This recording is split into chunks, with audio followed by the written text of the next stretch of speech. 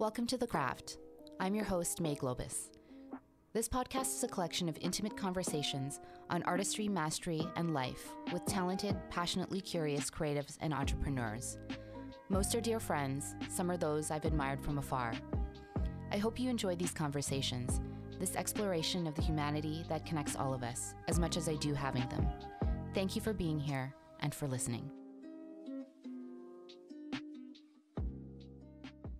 This episode is sponsored by Happy Fox Health, a natural supplement brand focused on sea moss, a marine algae that has 92 out of 102 essential nutrients that your body needs to thrive and regenerate.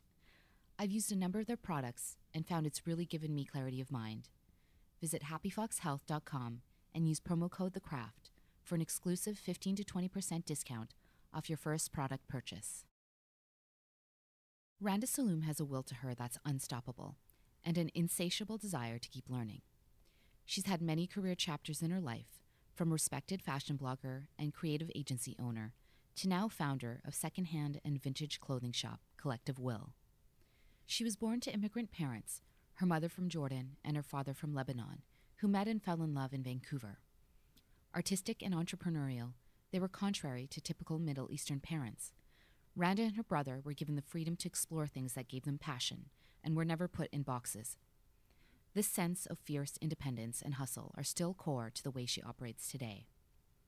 After graduating from the Art Institute of Vancouver, her fashion career launched quickly, from assisting stylists and visual merchandising at Club Monaco, to creating content at an online magazine and her blog, to launching IC Noise and CL Creative, working at Robson Street's BIA, and finally founding Collective Will, where she's found her new stride.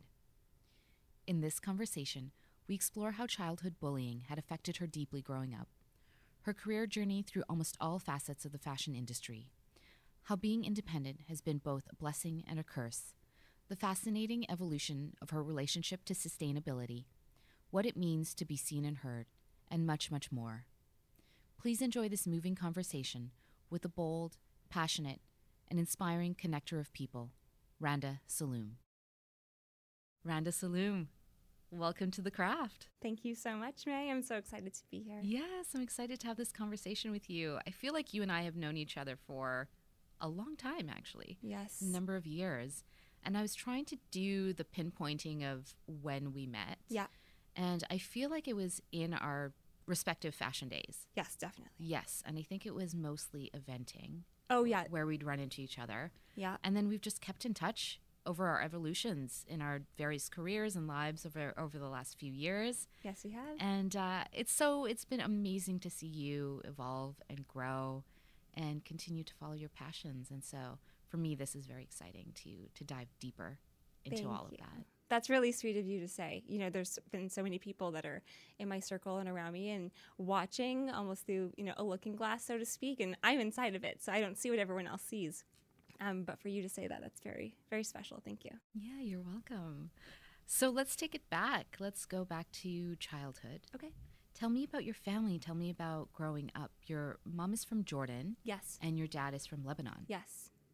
And my brother and I were born here in Canada, in Vancouver. And my parents met here. So my mom must have been like 19, 20, and my dad was in his 30s. They're 13 years apart. So. Ah, okay. Yeah. Yeah. And they met and got married really fast. And my dad just knew she was the one. And he's such a hopeless romantic. I think that's where I get it from. My brother as well. We're all very much romantics. And so I grew up in Surrey, technically. But most of my career happened in Vancouver. And my upbringing was really special. I don't think a lot of people got to have the upbringing that I did because my parents were so fluid in the way that they raised us. And, they're both immigrants.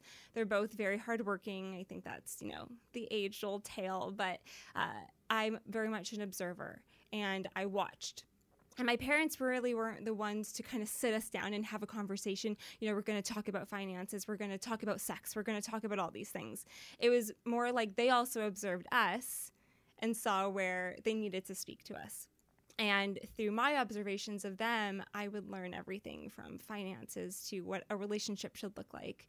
Or, my dad, he's an artist and a baker. And my mom, she went to school for, everything from law and income tax and accounting. And she was in immigration for a bit. And I was always looking at them and seeing, oh, okay, like I can do anything I wanted and it doesn't have to just be one thing. And because my dad is more creative, he really kind of held my hand through nourishing like the more creative side of myself. And because my mom is so analytical and very business focused, that's where I clearly got that. So I'm a very good blend of both of them. And, I grew up I was born in 87, so I grew up in the late 80s, the 90s. And I think everyone around that time had a very similar time where, our parents would just let us go outside all day, and they trusted us, and we just hung out with kids on the block and had a really great time. And that was probably like my very first time having to be out on my own, making friends and making connections. And that never really stopped throughout my years. But I went to 4 different elementary schools, but 5 times technically. I went to one twice. And although I was able to, be okay talking to people, because I was, kids don't know. They make friends with everybody. But my elementary school years were like, I didn't really like them. It was full of bullying and missed connections. And because I was moved around so much, because I was being bullied, or because I just had to move for reasons of, my parents opened a bakery in one neighborhood, and so that I could be closer to them, there's an elementary school right there. I ended up going there. And I wasn't able to really like make solid friendships.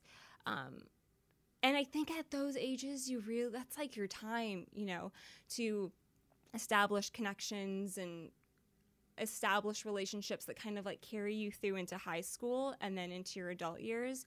But because I had to be a bit of a loner, it didn't really facilitate that learning at that time. But when I got into high school, I went to one high school for the entire time, and that's where I really learned how to make solid connections.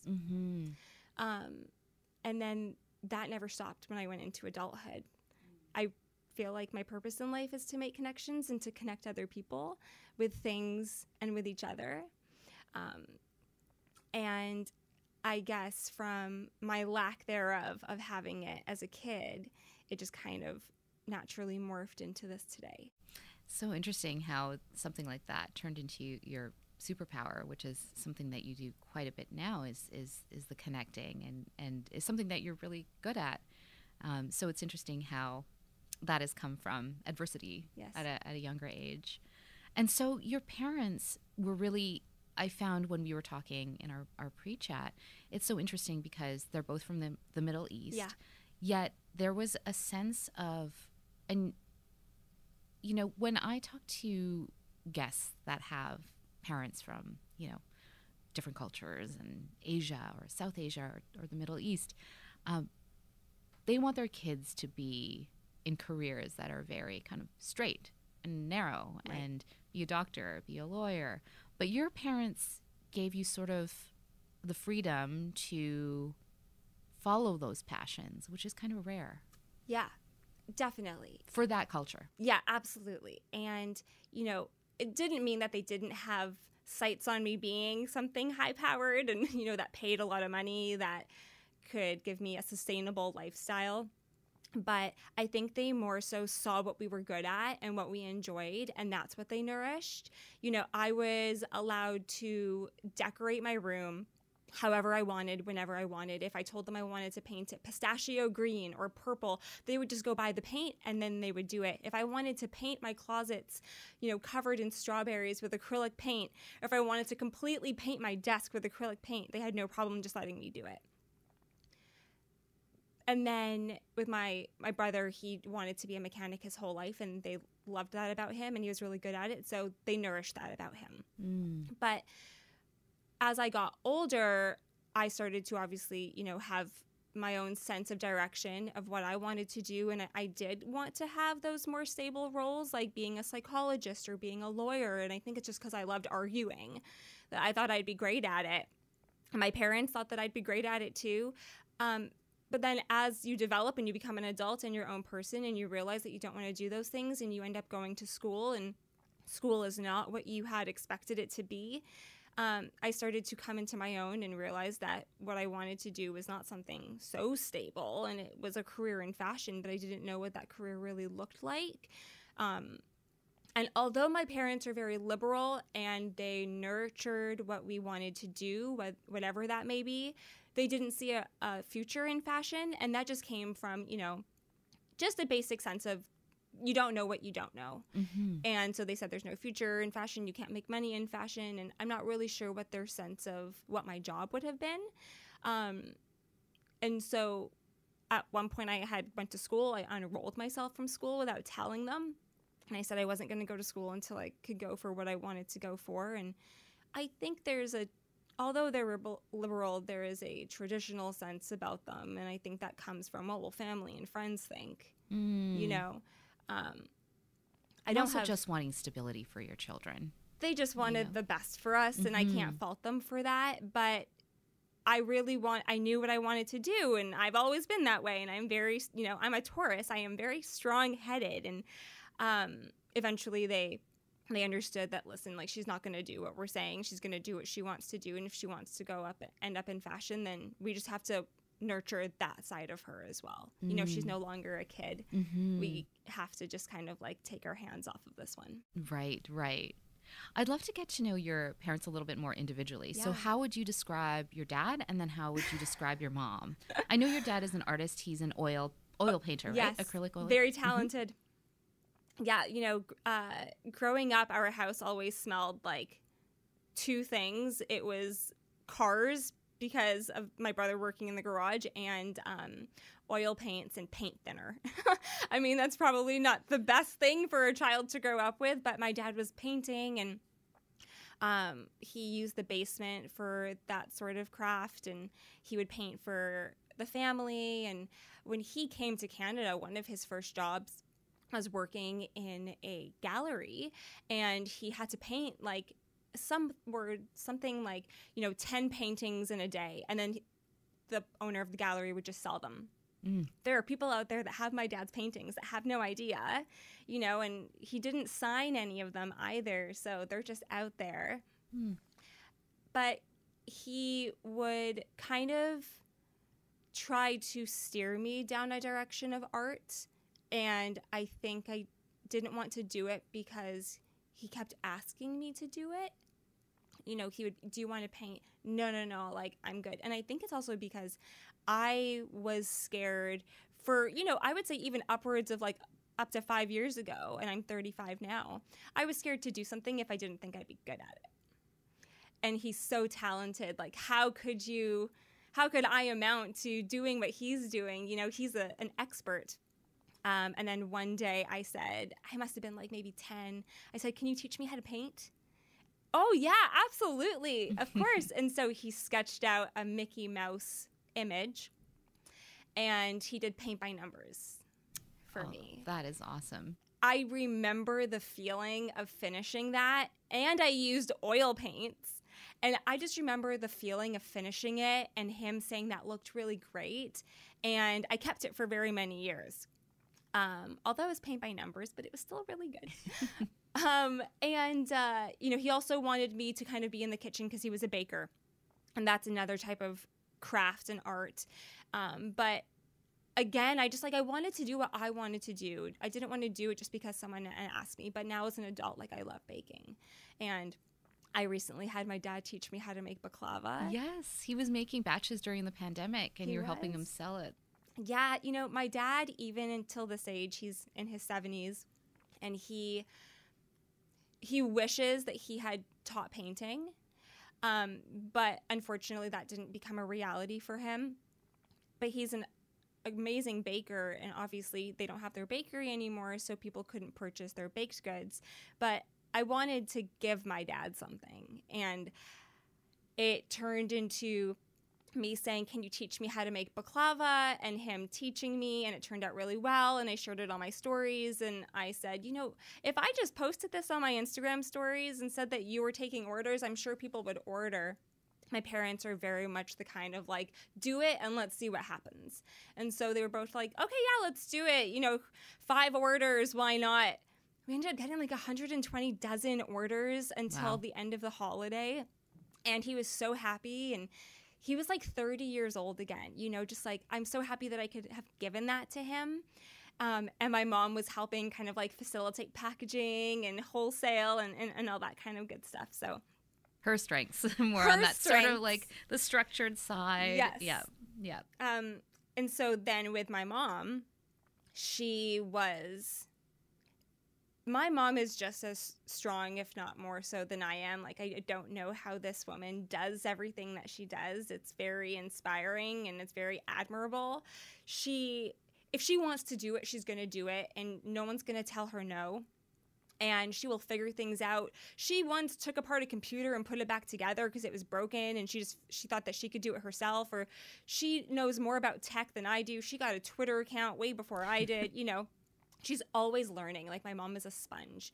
And I think that's where I got that. Was my dad also worked full-time while he did his crafts. He worked in the hospital. He worked for Purolator. My mom didn't have a role that was so 9 to 5. If she wanted to do it, she could do it. If she knew it would make her money, she would just charge. And she was also amazing when it came to collecting a community and kind of integrating that into what it is that she does. When you're doing immigration and you're bringing people over from the Middle East into Canada, which is extremely admirable of her to do,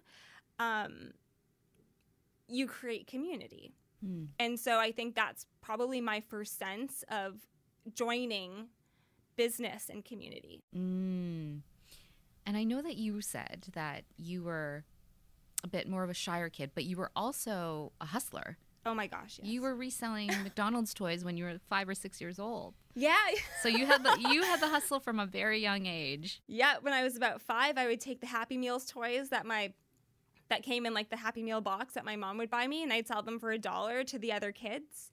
And I don't know why I decided to do it, but I just knew that I needed money, and there were ways to get money, and these were things that I no longer needed also, and they had a value.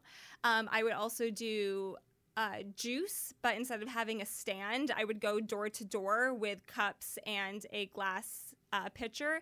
Who's going to say no to a little kid with juice at their door? Like, especially monsters. a kid that's cold calling. Like, yeah, that takes guts. Yes. But I was just thinking, why wait for customers to come to me? I'll go to them, and I would just save up all my allowance. I would use my brother's money, because if he was willing to spend it on me for candy, then why not use his? And I would just save up everything. And, there were also times where my mom would take me to Sears, and she would take me to the section that had toys, and she would go to, like, I wanted Barbies. And so she would take me to the Barbie section, and she would say, okay, you can have one thing. And then I would really have to focus and choose purposefully. It was a very conscious decision of what it was that I was going to get. But then there were times where my dad would take me to Toys R Us, and I'll never forget this. It must have been like a father-daughter day or something, because I don't remember so many memories where it was just me and my dad. And he said, you can have anything you want in the store. And I thought, oh my God. So I went and found a massive Dalmatian stuffed animal. It was like 2 sizes bigger than I was. And he's like, okay, great, we'll take that. And I took that thing everywhere with me. And I remember taking it to some kids on the block. I went to their house, and they threw it off the balcony. And I was so upset because they didn't value it the way that I did, because they didn't realize that, oh, her dad bought this for her, and maybe she didn't spend as much time with her dad, and that was really special to her. And that was my very first experience understanding that there are other people out there that just don't think the way you do. Do you still have the Dalmatian? No, I don't. Oh, and so when you got into high school, you began to create your communities and build these deeper relationships. Yeah. And how would you say that you changed from being a child and then going into high school? How do you witness your evolution? I was still quiet. I wasn't a very loud person. In private, I was loud. But I would say that when it came to the evolution of who I was coming out of elementary school, I was still very timid and I was cautious about making the relationships because who knew when all of that was just going to be taken away. But I was there for the entire time. So each year I started making more and more connections. And then I ended up having pockets of different friends who weren't necessarily friends with each other, but I was that common thread. I was making connections with so many different types of people, different types of groups of friends. And I became a bit of a chameleon. And I don't really know the point in which that kind of started. It was more so, I think I was so starved for connections and having these like really deep friendships with people who nurtured the different sides of me that I just naturally ended up going down these different avenues of people. Mm-hmm. And that didn't stop going into being an adult, going into college, and then into like who I am today. Like I still have a lot of different pockets of friends, and I do my best to integrate them when I think it's appropriate. But I could go and hang out with, group A to go to concerts, and then I could go hang out with group B just to watch movies, and group C to just do something totally out of the norm. And I'm nourishing all sides of myself, and they're also getting what they need from relationships. And I don't think you have to have just like a small group of friends. I think it's totally fine to have a lot of friends that are really close. Like if I had really big news to share, if something really big happened in my life, I would have to tell a lot of people because I do have a lot of very close friends, and that's fine. You don't have to have just a core circle. No, and I think that it's important to have different groups of people who, like you said, nurture different sides of you, but also so that you don't end up in groupthink all the time. Yes. People who can give you alternative perspectives because they think in a very different way or their minds just work in a different way. Yeah. So I've always been an advocate of having different friends in your life. Mm-hmm. I mean, I learn from these people all the time, and they inspire me in different ways. And it's and sometimes, the way that they think will make you sit and maybe make you feel uncomfortable and make you have to think in a different way. And that's important too for growth. Yeah. So I agree with that. I think you're absolutely correct. And I think that if you choose to limit yourself to your relationships, you're limiting your own personal growth and others. Mm-hmm. Exactly. And I very much resonate with what you're saying. And you wanted to be an editor at a fashion magazine at Elle. Gosh. I read that somewhere along the way. I wanted to be a fashion show producer. I wanted to be at one point, my dream job was to be the editor of Elle. I wanted to be a merchandiser, a stylist. I wanted to do so many things. And I will say that I got to do all of it. 100%. It wasn't for Elle, but it was in different facets of my career. I did get to be in magazines. I wasn't the editor, but I also got to be the editor of like my own fashion site. And I think that took me down more directions than maybe something like being an editor at Elle would, because I was in charge of my own site and my own destiny and whatnot. Yeah. And so you took this really organic path in your career. Maybe we can just start with school. So you started off at Kwantlen first, but then you ended up going to the Art Institute. I did, yeah. Kwantlen was just that, like a default school for a lot of us. And my parents never really had that conversation with me about college because they knew I was going to go, but there was never a conversation about what college. But there was also never really a conversation through my high school career of, where I wanted to end up. Because if I wanted to end up at UBC, then my high school career would have looked very different. But I ended up going to Kwantlen, and only for about a year. I didn't even finish my program. It was 2 years, didn't finish it, took myself out of it. And then eventually went to the Art Institute. And that's where I took fashion marketing and management. And it was only a year and a half, and it was full time, and it was robust. And I learned a lot, but I will say that most of what I took away from that was relationships. I wouldn't say that I really remembered a lot of what I learned in my school, but I still have those relationships, and those connections ended up giving me more connections. And, it's in fashion, it's really who you know. Truly, you can learn everything on the job, and I learned more than I did on the job than I did in school. And then my career ended up taking me down, my gosh, like just so many things. I said yes to everything. I still say yes to everything because I don't know what it's going to give me. You like the adventure of that. I love it. I love the unknown. I'm very much a risk taker, and if it feels good to me, then why not do it?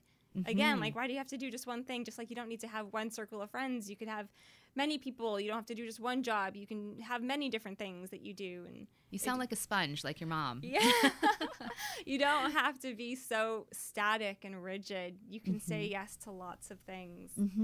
Yeah. And then also knowing when to say no, too, right? Yeah, exactly. But no, I agree with you, because you never know what life has to offer you, what another person has to offer you. Yes. As long as you have the energy for it, right? And you're not, it's not at the detriment of yourself and your energy. It's not. And why not take a chance on yourself and on other people that make you feel good? Because at the end of the day, you're going to learn from it. And if it feels good, it's going to be good. Yeah. Yeah. I love the story about how you ended up being a visual merchandiser for a little bit, because I feel like this is a really great example of your tenacity.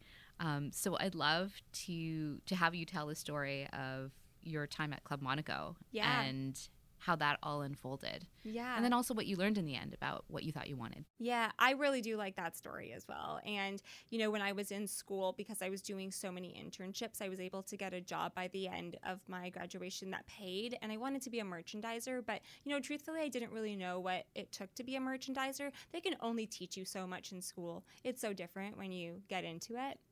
But I went to Club Monaco, and I took my portfolio, and I said I wanted to be a merchandiser. And the manager at the time, Brandy, she was so sweet, and she was very receptive to me. And I think when you have good energy, people are just going to have good energy back. And she said that she was very impressed, and she liked me, but unfortunately there just wasn't a role for the merchandiser. It had already been filled.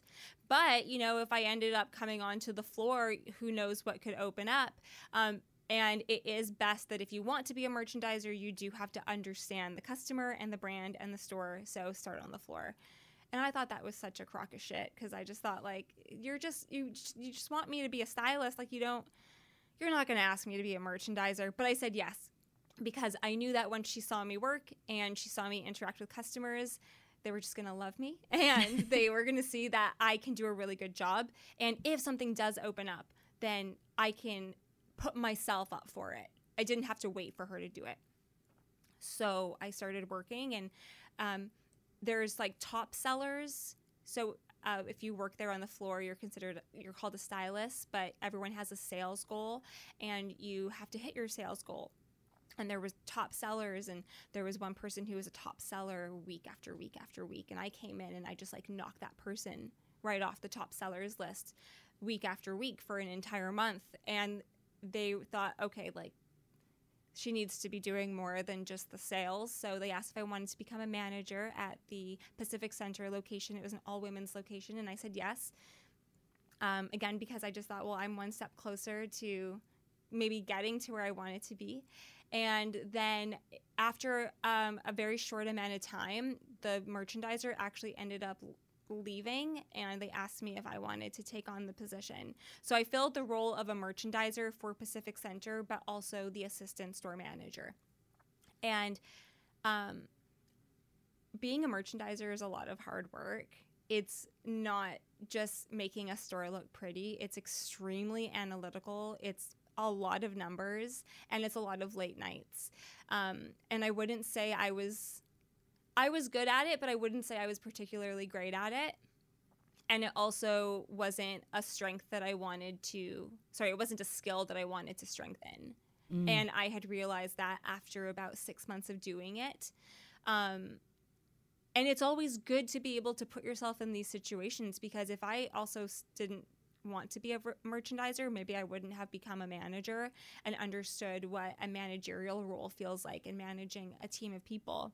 Or I wouldn't have become a stylist on the sales floor and had myself put in a position where I have to talk to people and I have to do sales. And now that I have my own store, I'm using all of those skills, being on the floor, talking to people, but also managing it and merchandising it. You know, it's all very much coming together for something that I didn't even know I was going to do later down the road. So I always think it's like, if you don't know a lot about something or you think you're going to be good at it, just try it. It's a building block. Yes. Everything is a building block. I'm curious to know, you were saying that visual merchandising is really analytical. Yeah. And so I'd love to know more about that. In what ways is it analytical and numbers driven? Yeah. It's something I'm very green at. I have no idea. So I'm more curious. Yeah, it's very, also with buying, people think that being a buyer means going to all the fashion weeks and, you're swept away and you're discovering all these brands and you're bringing them back and you choose. But that's also like 90% of your time is in the office. So with merchandising, you have to look at all of the sales and you have to forecast, okay, let's say a set of sweaters is not moving. It's probably because of the way that it's merchandised or, another reason. But for whatever reason, how can we make it sell?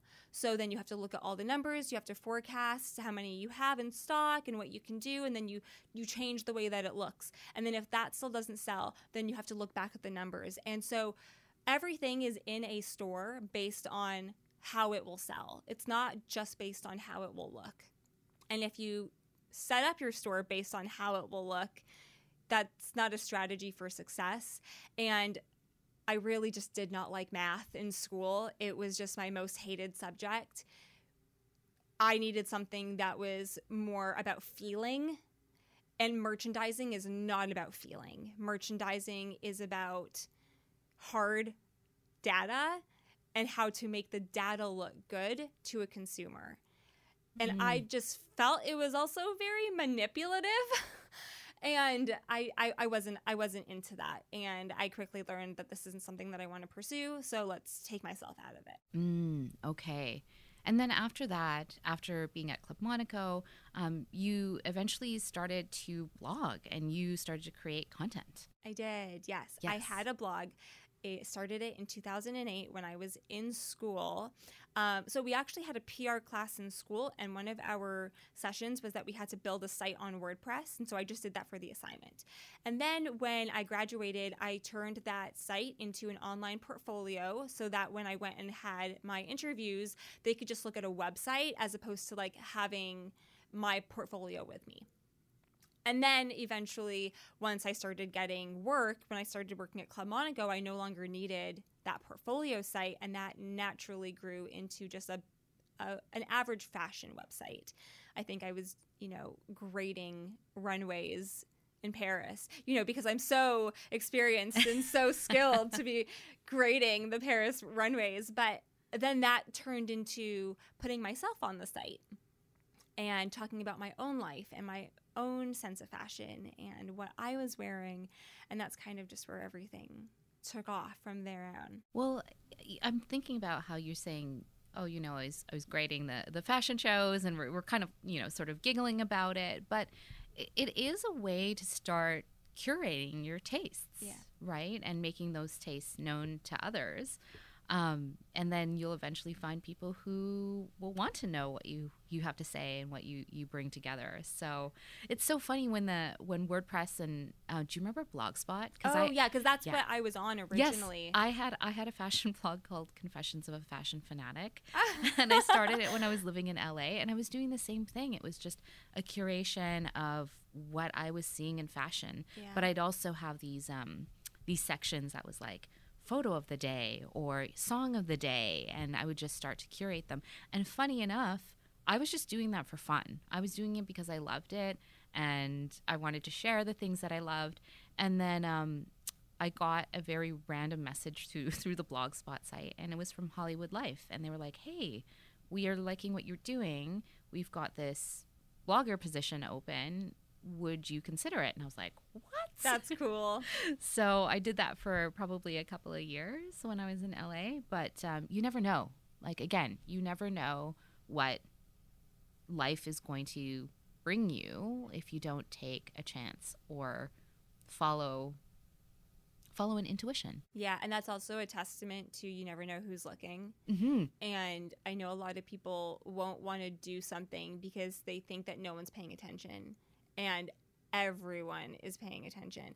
Even on Instagram, if someone doesn't follow you, I'm sure they're going and checking your profile. They're seeing what you're up to. There are people who are watching. And you don't know whatever it is that you end up doing is going to end up in the hands or the eyes of someone else, and you don't know who they know, and so on and so on. And so everything you do has a domino effect. Agreed. Absolutely agreed. And yeah, no, that's a great point. Like, it doesn't mean because someone's not following you, they're not seeing what you're doing. Yeah, absolutely. And so in conjunction with your blogging, you started your own agency too. Yeah, so I started CL in 2018, but everything that I did came from the blog. Like, it all just naturally progressed because even when I was doing artwork or styling or marketing or anything like that, it all came because of the site, because I was able to create a community of people that had already wanted to support what I was doing, that when I decided to do an agency and everything else, I had already garnered an audience and a supportive community. Totally. Through your I See Noise prints, you were growing, and we were chatting the other day. I had you create two prints, and they were quotes. I actually remembered what quotes they were. So one was a song lyric from, I remember this. Yes, from Alexei Murdoch, and it was "My Salvation Lies in Your Love." And then the other one was I always say her name wrong, but Anais Nin. Oh, I don't. It was a quote that she had, and it was, I must be a mermaid, Rango. I have no fear of depths and a great fear of shallow living. That's cool. Yeah. I'm glad I could put that for you in a very tangible sense. Yes, and I loved it because you did both, I think, in gold, which, I love gold, and so they were very special. I still have them. I love that. There are people who still have their prints, and they still love them just as much as they did when they first received them. And, when you're creating, you create for yourself. You don't realize what it does for other people. And the fact that I was able to give people little stints of happiness in their home, whether they're just like walking by the hallway and they catch that glimmer of gold or something, I think that's really, really cool. Absolutely. And I was thinking about what you were telling me about that I See Noise chapter in your life. Yeah. And when it came to an end, you just naturally knew that it was done because you had no more joy for it. Yeah. And I was thinking about that last night, and I thought to myself, that's such a great skill. I feel like skill is the wrong word, but just the ability to realize when something is finished and to move on from it. That's a very interesting perspective, because at times I see that as a coping mechanism as opposed to a skill, because very much like relationships, when you feel like they're coming to a close, they can either naturally end or you give it that final push.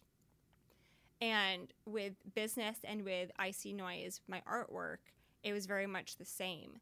But just like with relationships, and I think this also came from my years in elementary school, not being able to make solid connections. If something turned, or I lost control or something, or it didn't make me feel good, I just shut that switch off. And that was my coping mechanism. I'm fine. I don't need to do this anymore. And then I move on to the next thing.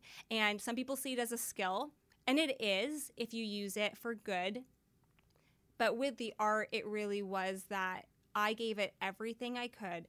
I no longer enjoyed it. And it was time to just move on to the next thing. And I think that's the difference, is that what you said about understanding that you didn't enjoy it anymore. Yes. So for me, that seems less like a coping mechanism and just more of an intuition that why would you keep putting your energy into something that doesn't give you joy anymore? Yeah. And I think a lot of people out there also think that if something no longer works, you have to fix it and get it back on track, or you failed. But that's not the case at all. You don't have to continue to do something if it doesn't make you feel good. Mm-hmm. Absolutely. It's like your soul dying. Yes. every day. Every day. If you do that. But you're in this exciting new chapter Yes. of your career, which is going to be long and ever evolving. And there was a bit of a path to get there, and it was through sustainability. But right now you have a vintage shop or a secondhand shop called Collective Will. Yes, I do. Which is beautifully curated, everyone. So you need to go to the shop. But yeah, let's talk about this journey into sustainability and your life of low impact. Yes. So that had started through the blogging. And again, like, I always come back to the blog because it is where a lot of my avenues had stemmed. So, as a blogger, you're given a lot of clothes. And we would put together blogger clothing sales so that people who read our blog or followed us on Instagram, they could come and they could shop our closets. And I was getting ready for one, and I had removed upwards of 85% of my closet.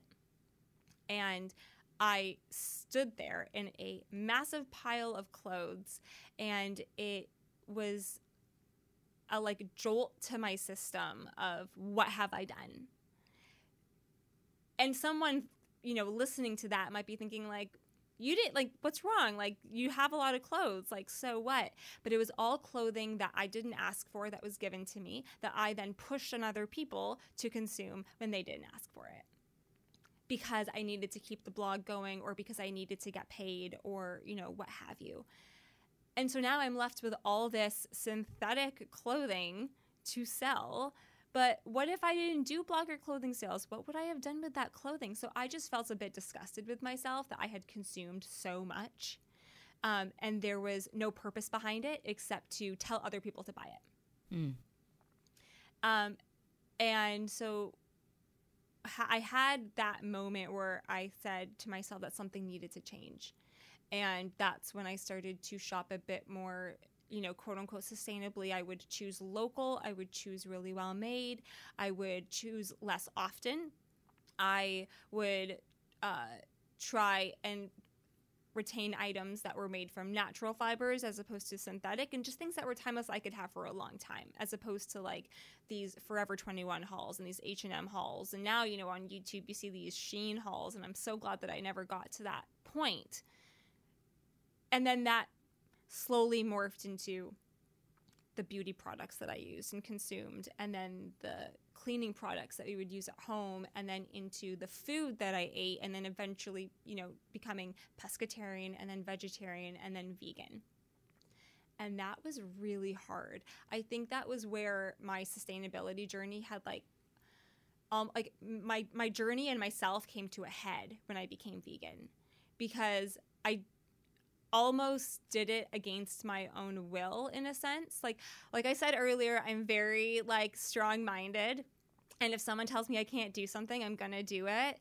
And what turned out to be just Alex, my boyfriend, joking, being I bet you can't stop eating meat, to me saying, oh yeah, watch me, and then not eating meat for 3 years. It wasn't coming from a very good place. It was coming from a place of resentment. And because I was doing so much around the house and with the clothing and everything, it was exciting, but it was also a lot. And I think a lot of people who dive really hard into their sustainable journeys, they forget the purpose of why they've done it.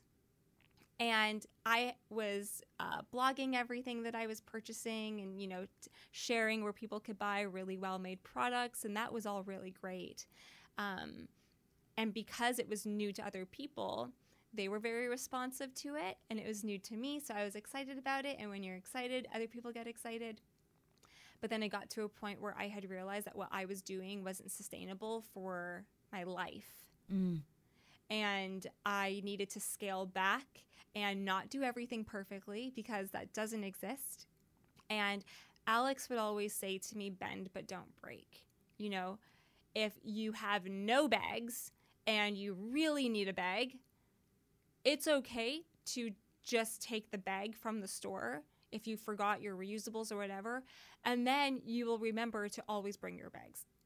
This is just a learning experience. It's a bump. Just get over it. Bend, but don't break. Bend, take the bag, but don't break taking all the bags. And the same thing with being vegan. If you want to eat that cheese, eat the cheese. Bend, but don't break. Because I became vegan for the sense of sustainability, not because of animal rights. And I think people become vegan for many different reasons and many different types of values. And that's what allows them to go a certain distance. But for myself, I was doing things because I felt like it was the right thing to do and because I was sharing it and I was a bit in the public eye with what I was sharing. I was so scared to break and I was scared to bend. But if I didn't bend every now and then the whole thing was going to fall apart. And then like I'm a total fraud, you know? Big house of cards. Big house of cards. And so eventually I went back to eating meat. And I do try my best to live a sustainable lifestyle. And for me, that means doing certain things, but also not doing certain things so much. Mm-hmm. And with the clothing, I love what you're doing. And I mean, I've always really loved secondhand and vintage. I've been shopping that way for a really long time. And your curation is really excellent. Like you seem to know like what is quality. But maybe it's because I've been doing this for a long time. I can look at a rack and know like this person has a really good eye. They know what to pull and what goes together in this particular set. Yeah. Yeah. And do you think that is inherent to you, or do you think that was learned through your merchandising days? A little bit of both. And also, thank you for the compliment. I think it looks great too. I would say a little bit of both. It's just my nature to want to make things look nice. But it's funny that you say curation, and it is a curation. And other people look at it that way. But a curation would really be, if you looked at it, you would assume that it would just look cohesive. But for me, it's just a curation of things that I like. And I don't like to put my own individual style in a box, and I don't want to put anyone in a box who comes into my shop. I want people of all different walks of life and style and size and ethnicity and what have you to come in and find something that they like, not because I've adhered to a very curated aesthetic. Things can look really good, they can be different, and they can still look good together. And I want someone to come and see themselves in the shop because I have so many different facets of my style, and I curate myself in a sense of just like I want things to look nice, and I do like certain things, but like one day I could be wearing a super feminine dress with heels and like gold jewelry, and then the next you could see me wearing like literally Alex's clothes or literally my dad's shorts and like a button down. And I think a lot of us have different facets of ourselves, and we try to curate ourselves so much that we put ourselves in a box, and I don't want anyone to be in a box. So just like what you like. Where does the name come from? Collective will. Yeah. I actually heard Joe Biden say just collective will in a sentence during one of his speeches while he was running. And when I heard it, it was something that clicked in me like, yes, collective will. It's the collective will of the people. It's for the greater good. It's everyone coming together for the positive nature of our society. And with secondhand clothing, I want it to be people coming together and choosing a better option for the betterment of our country and just our earth. And there's something beautiful about a really well-made item being passed down through the years. Yeah. So whenever I buy a piece, I'll always come home and I'll cleanse it, like I'll sage it. But as I'm cleansing it, I always thank the person who loved it before me, because that person did have it. And even though they may have given it up for whatever the reason is, they chose it in the beginning. And so, yeah, there's something nice about being able to extend the love and care of something. I do love that. And even if they didn't choose it for themselves and someone else did, there's still an intention behind each piece. And we don't know what that intention is. And if it made the person who purchased it feel really good, then that's really special. Yeah. Whether it was, oh, someone's going to love this, I'm going to gift it to them, or I'm going to treat myself and buy this for myself. I think that's really special. Yeah. I once think found so. this diamond ring at the flea market, and it still had the woman's initials on the inside. So beautiful. I really love that. And so I had a guest on here. He's a few episodes ago, and he has a rare bookstore in Gastown, and he's got a lot of first edition books, and discovered him with my friend Pearl, just randomly.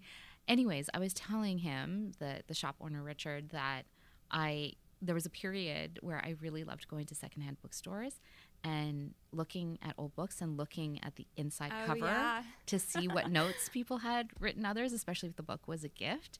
And I just love that. There was something so poetic and romantic. And to your point, there was an intention of why that book was given to the person who received it. So, did you ever watch Serendipity, the movie? Yes. Do you remember when she gives the book and inside is the phone number? Yes. Oh my gosh, that movie I haven't thought about it in a long time, but yeah, no, exactly.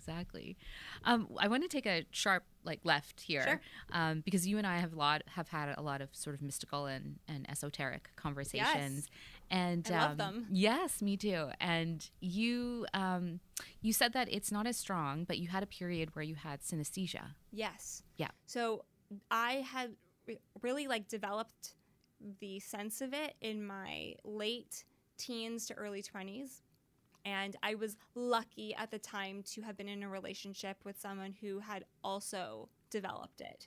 And so we were able to experience music and art and color and whatnot in a very unique way together. But I think I subconsciously have chosen not to lean in to it so much, because it can kind of take a hold of my decisions, or it can kind of fog my sense of focus.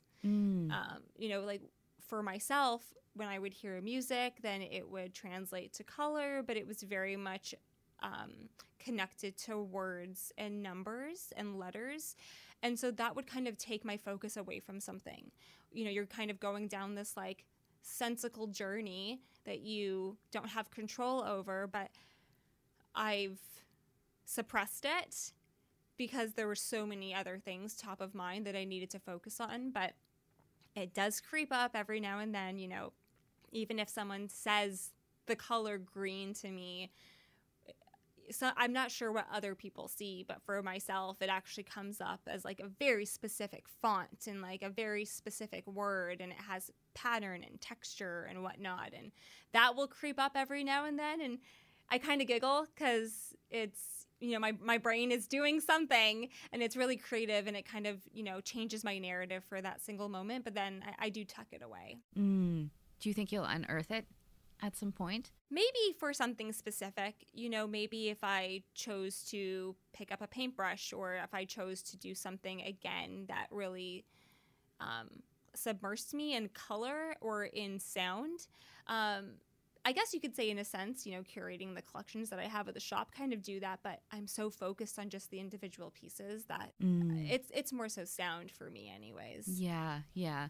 Well, I know you've come in for a couple of sound sessions, and you talked a lot about color that you were seeing in conjunction with sound, which I always love that when people bring that up. Yeah. There was one moment with my boyfriend at that time. We decided to put on Strobe by Deadmau5. Oh. And we took a canvas and we cut it down the middle, and then we put a border between us so we couldn't see. And we said, okay, we're going to paint and we're going to see what comes out of it. And you took away the border and it looked like one painting. No way. Yeah, we chose the exact same colors. We blended them the same way. We had the same accents. It was beyond, yeah. Wow. It was wild. Yeah, that is super wild and very magical. I mean, you saying that just makes me think that everything and everyone are connected. Yeah, I believe it. I truly believe that. Yeah. I read somewhere that you believe that your sort of inner self journey began when you were a child. Yeah. But you didn't realize it was really happening until you were 27, But then the full unfolding, the true unfolding of it, really struck you when you were 32. And I'd love to know, when you think about your inner self journey and with where you're at right now, what's your relationship with it? I think I'm much more comfortable with myself and with my decisions and just with what I've done in my life in general. I choose not to look back at the things that I've done and did not finish as failures, but they were just mini successes on my way to something bigger. And the relationships that I developed have either strengthened or have lessened.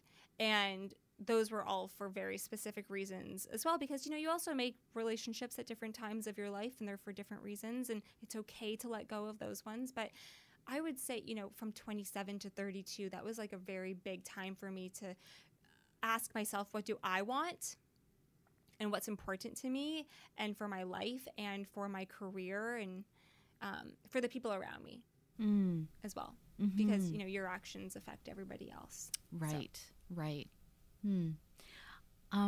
Just a couple more questions, because I know you're a little bit tight on time. But you mentioned to me in our last conversation that for a very long time you didn't feel seen or heard.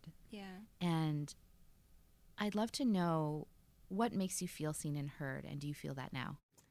There are still moments in my life where I don't feel seen or heard. And, when I talk to just people around me, that they're just not listening to me, like I've just been saying this the whole time and you're not listening. And I also have to remind myself that this does say more about them than it does myself. But growing up and being, a kid who's constantly bullied mentally and physically from just other people at the schools, and having to recreate relationships, or, this is no fault of my parents and I love them so deeply, but they were busy and they were creating a life for my brother and I and for themselves and for the rest of the family. And there were just moments where I would just feel like I'm not being heard and I'm not being seen, and I'm kind of feeling like I'm going along this life journey alone. And I still kind of feel like that sometimes. I think a lot of people kind of feel misunderstood, and it can be a different degree of misunderstanding. And I'm not really sure what else to say from that. I just kind of feel like it comes and it goes, and I think a lot of people can relate to that. Mm-hmm. But the not being seen, I was able to take control of it through the blog, because people are reading what I'm saying. They can't just interrupt me. And so I would feel very heard if someone would respond to either a post or to a blog post, because they heard me. They totally took in what I said. They can't just turn their head and look the other way or interrupt me or stop and look at their phone, So. And it can create a dialogue, once that happens. Yeah, exactly. And I agree with what you're saying, that, a lot of us feel misunderstood, and again, no fault of parents or, our growing up. And there comes to be a point in your adult life where you almost have to be the one to see and hear yourself. Yeah, exactly. And just acknowledge all of those things within you. Exactly. When I really became comfortable with who I am and doing this journey was when I started to watch RuPaul's Drag Race. Because I think I picked it up in 2018 because it came out on Netflix. And I have always considered myself an ally to the community, but I didn't really understand, I guess, what that meant until I started watching more about the show and then watching more documentaries about the LGBTQ+IA community. And I started to realize, they've been through so much and they have become so comfortable with themselves, and wow, that is so cool. And so then I started to realize, I am my own person as well. I'm different in subtle ways, not to the same degree, but if they can be so comfortable with themselves, why can't I be comfortable with myself? And the more that I also surrounded myself with people in the community, I was able to feel very welcomed and also very nurtured for who I am, and that feels really great. Mm. And I think however you can find yourself in any community, I think you should hold on to that. Absolutely. And also doing that for others. Yes. My second to last question. If your parents were in the room with you right now, Yeah. what would you want to say to them, or what would you want them to know about what it was like for you growing up and observing who they were? You know, I would first say thank you, because they really did create a life for us, and they did everything that they possibly could. And I am who I am today because of them. I wish that they were around a little bit more, but again, it was just a different time. It was the 90s, and you know, kids were out with other kids doing their own thing, or they were with, you know, grandparents and family, and parents were working. And at the time of being a kid, I wish that they were around more. I wish we had more photos together. We don't have enough photos. I was the second child, and I feel like that kind of falls to the wayside a bit. I wish we had more memories together, but they're not gone and I'm not gone, and so there is still time to create those memories, just like with the baklava or what have you. But I love them, and I want to thank them for everything that they created for us, because even to this day, they still create space for us. So. It's really beautiful. My last question that I ask everyone: with what you do, what do you want to leave behind in the world? Happiness. And I want to leave behind happiness, and I want people to remember that they can just be comfortable with who they are, either when I come in contact with them or when they hear this. I'm getting a little emotional.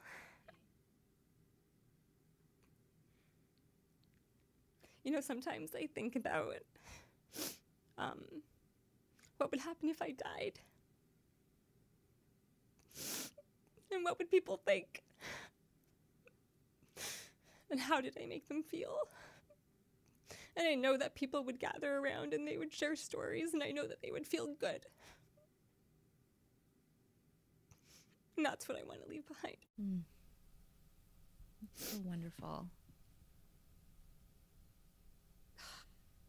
Well, you do those things, and your presence in the world is so needed.